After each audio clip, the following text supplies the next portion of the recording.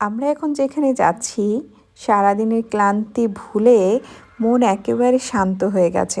রাস্তায় প্রাকৃতিক সৌন্দর্য দেখতে দেখতে চলে গেছিলাম আমরা হনুমানজির মন্দিরে।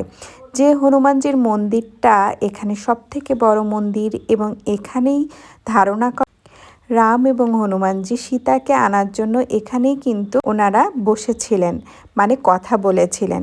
তো এই মন্দিরটা খুবই পবিত্র এবং সবাই খুব মন থেকে এখানে আসে। তো সারাদিনের ক্লান্তি ভুলে আমরা সবাই পুজো দিতে চলে গেছিলাম। ওখানে ছবি তোলার নিয়ম নেই, কিভাবে যেন আমি ছবি তুলে ফেলেছি।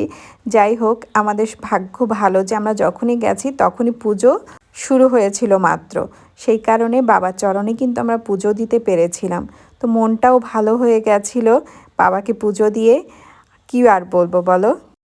এটাই হচ্ছে সেই হনুমানজি মন্দির, যেখানে হনুমানজি রামের সাথে বসে সীতাকে উদ্ধার করার জন্য এখানে বসে রামের সাথে বসে উনি কথা বলেছিলেন। এটাই হনুমানজির মন্দির। সত্যি কথা বলতে শ্রীলঙ্কায় এসে সব থেকে এত দুদিন ঘোরার পর হনুমানজির দর্শন করতে পেরে সত্যি কথা আমি মানে নিজেই খুব আবেগী হয়ে গেছি যে আমি এত দূরে এসে আসলে হনুমানজিকে দেখতে পেয়েছি।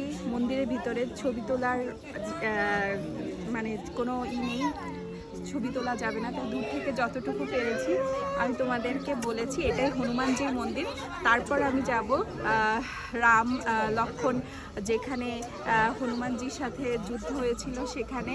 তো এটা হনুমানজি, জয় শ্রীরাম।